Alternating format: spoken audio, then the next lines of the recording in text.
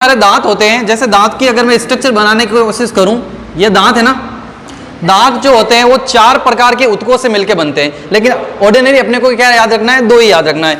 जो ऊपर वाला हिस्सा होता है, जो व्हाइट व्हाइट दिखते हैं ना, उसको बोला जाता है इनेमल। क्या बोलते हैं? इनेमल बोला जाता है, जो ऊपर वाला हिस्सा होता है। और इनेमल के अंदर अगर इस व्हाइट परत को हम लोग हटा लें तो इसके अंदर एक परत आती है, या फिर दांत का जो ऊतक आता है, उस ऊतक का क्या नाम होता है? डेंटिन। सबसे ऊपर वाला कौन सा होता है? इनेमल। और उसके नीचे वाला क्या होता है? डेंटिन। दांत जो है वो लगभग 80 से 90% किससे बना रहता है? डेंटिन से मिलके बना रहता है। और ये इनेमल जो है वो ऊपरी सतह पर रहता है। इनेमल के बारे में आपको क्या याद रखना है? शरीर का मतलब क्या कहे आपको? जीव जगत का, पूरे जितने भी जीव है ना, उन सभी जीव जगत का सबसे कठोरतम भाग है। यानी सबसे कठोर भाग कौन सा है? इनेमल है। सबसे कठोरतम भाग इनेमल होता है। इनेमल कहो चाहे डेंटिन कहो, ये दोनों ही मिलकर बनते हैं किससे? कैल्शियम फॉस्फेट से। किससे बनते हैं? कैल्शियम फॉस्फेट से मिलकर बनते हैं। लेकिन जो इनेमल होता है वो कैल्शियम फॉस्फेट का क्रिस्टल होता है। डेंटिन, और ये डेंटिन जो रहता है वो जुड़ा रहता है पल्प से। डेंटिन के मनुष्य के अंदर जो दांत होते हैं, वो दांत कितने प्रकार के होते हैं? 4 प्रकार के होते हैं। कौन कौन से?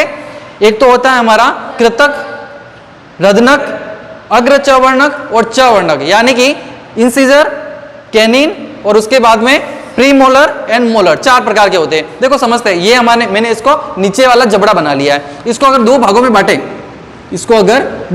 बांटे, तो क्या होगा? ये जो आगे वाले 2 दांत होते हैं, आगे वाले 2 दांत, इसको क्या बोलते हैं? इंसिजर। इंसिजर मतलब कृंतक, यानी इसका मतलब क्या होता है? काटने वाला। इंसिजर, सीजर मतलब कैंची। कैंची का काम क्या होता है? काटने वाला।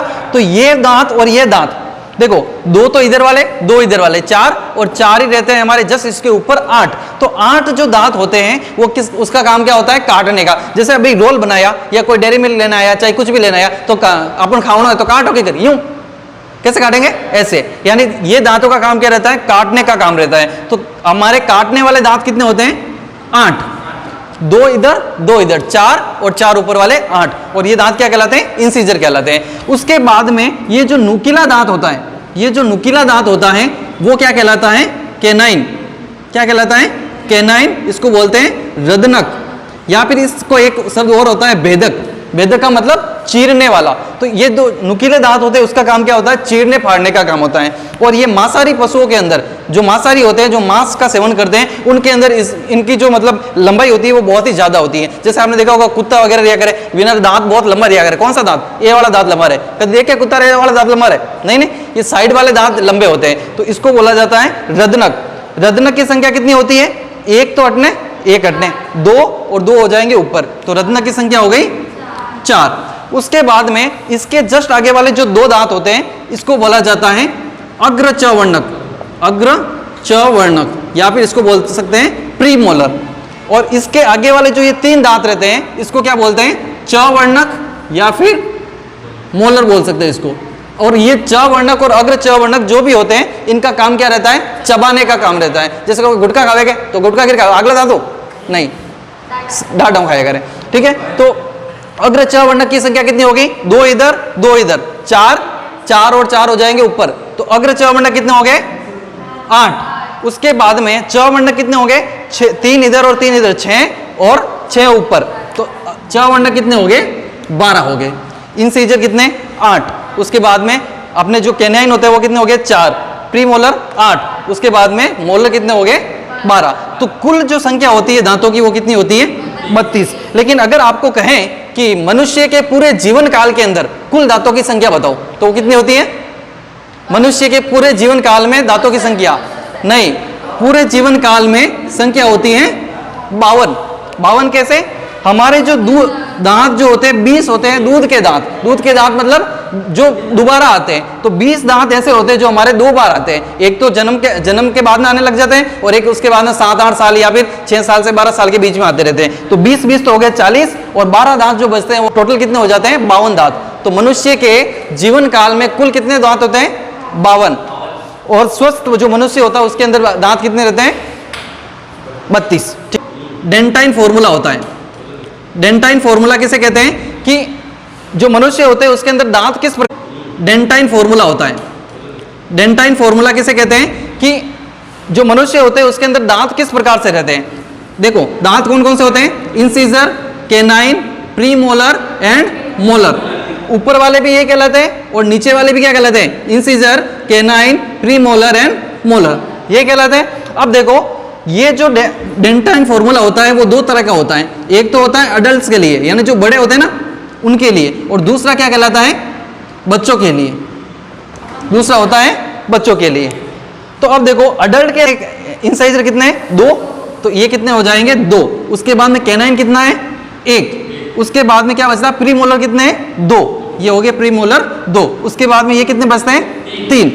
ऐसा कैसा नीचे भी रहेगा, तो 21, 23 ये किसका रहता है, अडल्ट के लिए रहता है ये फॉर्मूला। लेकिन अगर बच्चों की बात करें तो बच्चों के लिए फॉर्मूला चेंज हो जाता है।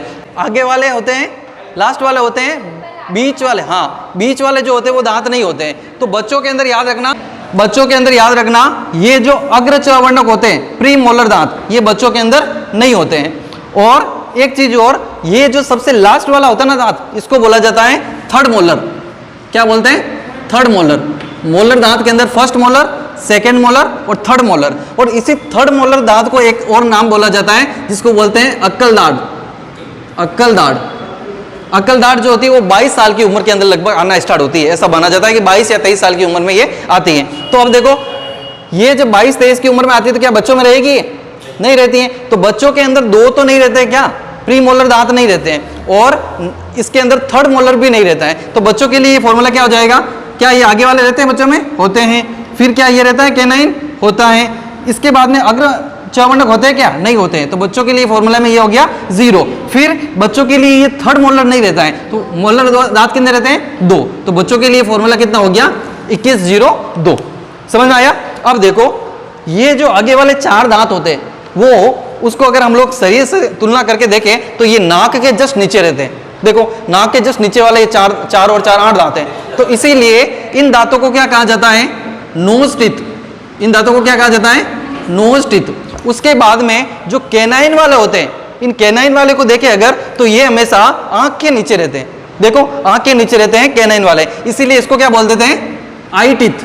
क्या बोल देंगे, आई टीथ बोल देंगे। उसके बाद में जो ये प्रीमोलर होते हैं, प्रीमोलर कहां पे रहते हैं, ये रहते हैं गालों के पास, इसीलिए इसको क्या बोलेंगे, चिक टीथ। चिक टीथ बोल देंगे। उसके बाद में सबसे लास्ट वाले जो दांत होते हैं उसको क्या बोल देते हैं, अक्कल दाढ़। ठीक है, समझ में आया। दांत कितने प्रकार के होते हैं, 4 प्रकार के। कौन कौन से, incisor, canine, premolar and molar. 4 प्रकार के दांत। संख्या कितनी होती है इनकी, संख्या टोटल हो जाती है 32। इंसाइजर की पूछे तो संख्या 8, कैनाइन की पूछे तो 4, प्रीमोलर की पूछे तो 8 और मोलर की पूछे तो 12। तो आपको एक क्वेश्चन दूं मैं, क्वेश्चन ये है कि बच्चों के अंदर मोलर दांतों की संख्या कितनी रहती है, कितने होते हैं, 8 रहते हैं, क्योंकि ये जो लास्ट थर्ड मोलर रहता है वो उसके अंदर रहता ही नहीं है। इसका मतलब होता है डाई मतलब 2 द्विबारदंती, और ये होता है 1 बारदंती। द्विबारदंती का मतलब जो 2 बार आते हैं, और इन्हीं दांतों को क्या कहा जाता है, दूध के दांत कहा जाता है। ठीक है। और मोनोफायोडेंट का मतलब क्या है, जो 1 बार आते हैं। तो इसके अंदर अगर आपको पूछे कि जो द्विबारदंती दांत होते हैं उनकी संख्या कितनी होती है, जो 2 बार आते हैं उन दांतों की संख्या होती है 20, और जो 1 बार दांत आते हैं उनकी संख्या कितनी होती है, 12। तो मुझे बताओ जो मोनोफायोडेंट होते हैं वो दांत कौन कौन से होते हैं, एक तो होते हैं प्रीमोलर, एक होता है थर्ड मोलर, यानी कि अग्र चवर्णक और तृतीय मोलर। ये जो दांत होते हैं वो क्या होते हैं, ओनली 1 बार ही आते हैं। ठीक है। उसके बाद में होता है एक शब्द आता है थिकोडेंट। देखो थिकोडेंट का मतलब क्या होता है कि ऐसे दांत जो जड़ों से जुड़े रहते हैं। जैसे हमारे जो दांत है ना, ऐसा नहीं है कि मसूड़ों के ऊपर ही लगे हुए, मसूड़ों के अंदर तक इनकी क्या है, जड़ें जाती हैं, इसीलिए इसको क्या बोला जाता है, थिकोडेंट बोला जाता है। फिर रहता है हेटेरोडेंट। देखो एक तो होता है हेटेरोडेंट और एक होता है होमोडेंट। एक तो हेटेरोडेंट, एक होता है होमोडेंट, यानी कि समदंती और विषमदंती। समदंती का मतलब क्या है कि सभी दांत एक होते हैं, उसको क्या बोलते हैं, समदंती बोलते हैं। लेकिन हमारे अंदर क्या है, विषमदंती दांत है, मतलब हेटेरोडेंट है। अलग अलग दांत है ना, आगे वाले क्या कहलाते हैं, हमारे इंसीजर कहलाते हैं। उसके बाद में कैनाइन, मोलर, प्रीमोलर, ये रहते हैं, अलग अलग प्रकार के होते हैं। यानी सभी दांतों की साइज अलग है, सभी दांतों का मतलब जो दिखने का ढंग अलग है, काम अलग है। तो ये क्या कहलाता है, हेटेरोडेंट होता है, किसके अंदर, मानव के अंदर। समझ में आया। अब जो दांत होते हैं वो कहाँ पे लगे रहते हैं? मसूड़ों के अंदर, यानी हमारे ये जो जबड़े होते हैं इसमें लगे रहते हैं। जबड़े भी जो होते हैं वो दो प्रकार के होते हैं, एक तो ऊपर वाला जबड़ा, एक नीचे वाला। जो ऊपर वाला होता है उसको बोला जाता है, ऊपर वाला जबड़ा जो होता है उसको बोला जाता है मैक्सिलर और मैंडिब्यूलर। देखो ऊपर वाले जबड़े को क्या बोलते हैं? मैक्सिलर, और नीचे वाले को क्या बोला जाता है? मैंडिबुलर। मैक्सिलर और एक होता है मैंडिबुलर। देखो ऊपर वाला जबड़ा जो होता है ना वो कभी मूव नहीं करता। मूव नहीं करने का मतलब क्या है? हिलता नहीं है। जैसे ऊपर वाले जबड़े को अगर आगे पीछे करना चाहो तो हो सकता है क्या? इधर उधर भी नहीं होता, आगे पीछे भी नहीं होता है। लेकिन जो नीचे वाला जो होता है वो मूव कर सकता है, इसको क्या बोला जाता है? मैंडिबुलर बोला जाता है। ठीक है, अगर आपको कह दें कि मैक्सिलर या मैंडिबुलर जो जबड़ा होता है या जो होता है उसके अंदर दांतों की संख्या कितनी होती है? 16 होती है। इसमें भी कितनी होती है? 16 होती है। समझ में आ गया ये? देखो जीभ को टच करके देखो, दांत के पीछे टच करके देखो। एक तो यहाँ पे टच करो, एक जीभ को फोल्ड करके पीछे तक टच करो। आगे वाला भाग क्या होता है? आगे वाला भाग कठोर होता है और पीछे वाला भाग क्या होता है? सॉफ्ट होता है। और जो जिस भाग को हम लोग टच कर रहे हैं ना इसको बोला जाता है पैलेट्स। क्या बोलते हैं? पैलेट्स। और इसके अंदर आगे वाली पैलेट्स जो होती है वो क्या होती है? कठोर रहती है, हार्ड रहती है, तो उसको क्या बोलेंगे? Hard palate. ये होती है अपनी हार्ड पैलेट, और जो पीछे है वो क्या कहलाता है? सॉफ्ट पैलेट कहलाता है। तो इसमें देखो ये तो लगा रहता है हमारा हार्ड पैलेट, और इस हार्ड पैलेट के साथ में यहाँ पर क्या रहती है? Soft palate. ठीक है, हार्ड पैलेट और ये क्या रहती है? Soft palate. अब देखो हम लोग जब मुंह को खोल के देखें तो इसके अंदर गले में एक कुछ लटकता हुआ अपने को दिखता है, जिसको तालू वगैरह बोल सकते हो, उसको बोला जाता है यूवुला। उसको क्या बोलते हैं? यूवुला बोल सकते हो। इस यूवुला का काम क्या होता है इसको समझो। मैंने आपको बताया था फेरिंग्स के 3 भाग बताए थे। कौन कौन से भाग? नेसोफेरिंग्स, ओरोफेरिंग्स और लेरिंगोफेरिंग्स बताया था। यहाँ पे जो है ना इसका भाग रहता है, ये वाला भाग कहलाता है ओरोफेरिंग्स, ये वाला कहलाता है नेसोफेरिंग्स, और नीचे वाला क्या कहलाता है? लेरिंगोफेरिंग्स कहलाता है। इसका काम क्या रहता है तालु का? कि जब हम लोग कुछ खाना खाते हैं, जैसे ही मैंने खाना खाया तो क्या होगा? खाना यहाँ पे जब गले के अंदर प्रवेश करने वाला होता है तो इस खाने को इसमें नेसोफेरिंग में जाने से कौन रोकती है? ये तालु रोकती है। क्या होता है? खाना खाया तो ये क्या हो जाता है? ऊपर आ जाता है, ढक्कन आकर इसको बंद कर लेता है, जिससे खाना क्या होता है? नेसोफेरिंग्स में नहीं जाता है, ओरोफेरिंग्स से होते हुए इसोफेगस में से होते हुए हमारे स्टमक में चला जाता है। जो हमारी जीभ होती है वो एक मस्क्यूलर ऑर्गन होता है। मस्क्यूलर ऑर्गन का मतलब क्या है? जो मांस से बना रहता है उसको क्या बोला जाता है? मस्क्यूलर ऑर्गन बोला जाता है, या फिर मांसपेशी बोला जाता है। ये मांसपेशियां 3 प्रकार की होती हैं। एक तो होती है स्मूथ, एक होती है स्केलेटन, एक होती है कार्डिक।